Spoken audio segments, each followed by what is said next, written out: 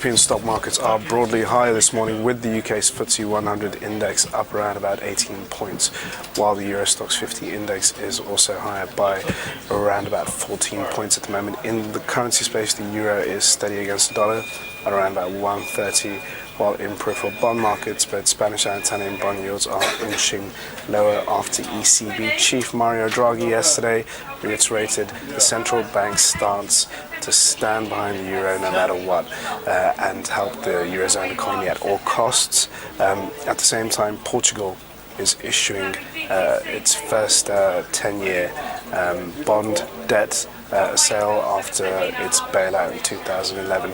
Good morning, I'm Ishaq, Siddiqi, and welcome to another daily market bite. We're back here in London, back in business after a long bank holiday weekend. Yesterday, European shares were trading, and we suffered from depressed volumes in Europe, given the fact that the UK was up, but we're back in business this morning, and it is a broadly positive day across the globe.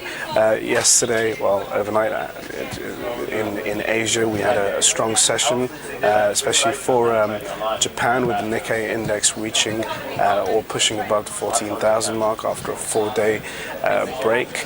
And at the same time in Australia, we also had an interest rate cut by the Royal Bank of Australia to a low of 2.75%. That pushed the Aussie dollar much lower, and that in turn has helped the basic resource sector here in Europe this morning. So we are seeing mining shares doing much better. At the same time, banking stocks are also doing very well after strong earnings from a number of French banks, which include Société Générale and Natixis, and at the same time Credit Agricole. We've also had good numbers out of Commerzbank in Germany.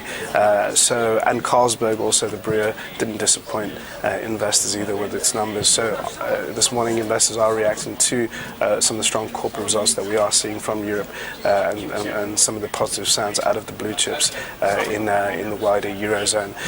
Now, we have had our patch of bad data coming in this morning.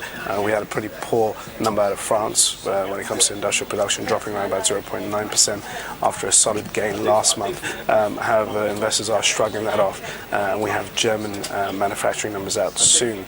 In the US, we don't have much going on later this afternoon, so the focus will be on this week's data. We have a Bank of England policy meeting on Thursday, and we also have a number of UK data, such as the manufacturing and industrial output, also out on Thursday. Other than that, there's not much else to say, and I'll speak to you guys tomorrow about what's going on then. Thanks for watching.